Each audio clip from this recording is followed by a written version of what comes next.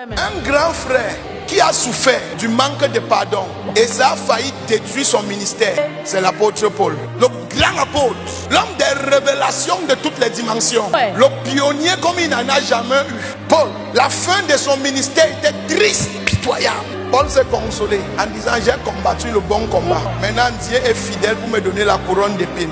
Il dit: j'ai combattu seul, mais Dieu ne l'a pas appelé seul. Dieu a appelé les deux dans un même ministère. Mettez-moi Paul et Barnabas à part. Barnabas est allé où? Qu'est-ce que Paul a fait qui a fait partie Barnabas? Et l'absence de Barnabas, Paul a payé sa chair dans le ministère. La Bible dit dans le même ministère que Paul, pour les mêmes œuvres que Paul. Mais Barnabas était un homme, mais un homme humble. Il marchait avec Paul. Il pouvait faire ce que Paul fait, mais il laissait Paul. Lui, il avait le souci du royaume. Et Paul prenait la gloire. Partout on parle de Paul. Paul a guéri un paralytique. Barnabas était à côté. Paul a été lapidé jusqu'à ce qu'on l'a laissé pour mort. Barnabas était à côté. Paul est parti affronter le grand Pierre pour la circoncision. Barnabas était derrière lui.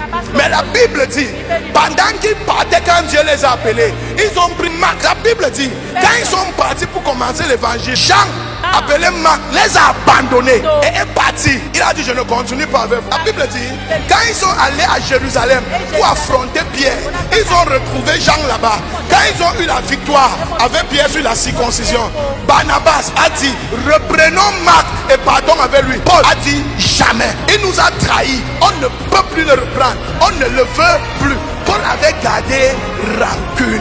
Paul avait gardé rancune. Et la Bible dit, à cause de cette rancune, Barnabas, il s'est dit: donc moi, je suis derrière toi. Ça veut dire que je suis fou alors. Ok, moi je prends Marc, toi pas. Et il est parti. Il n'a pas compris que le manque de pardon là a détruit l'aide de son ministère. Barnabas, vous allez voir Paul. Paul a eu un ministère stressant.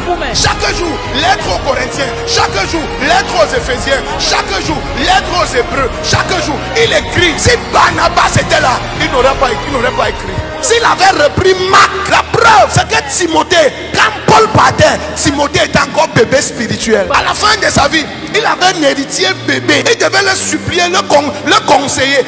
Marc était déjà mûr. Marc était son héritier. Mais à cause de la colère, il a craché sur Marc. La colère est destructrice. Le manque de pardon est dévastateur. Ça détruit. Voilà Paul. À la fin de sa vie, dans le livre de 2 Timothée, il appelle Timothée. Timothée, viens vite me voir. Tout le monde m'a abandonné. Pourquoi on t'a abandonné? Parce que c'est lui qui devait encadrer les gens pour toi. Vous êtes séparés. Toi, tu es un évangéliste de puissance et de miracles. Mais tu as besoin d'un pasteur derrière toi. Et à cause de la colère, tu t'es séparé avec le pasteur que Dieu t'a donné. Tu vas payer les conséquences. Et il supplie maintenant Timothée: reviens avec Marc.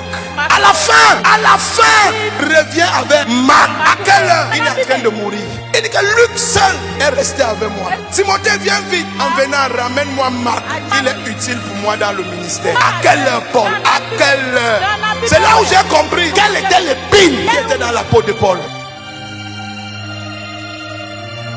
Quand tu ne pardonnes pas, tu peux être loin comme le bulldozer. La colère va te détruire.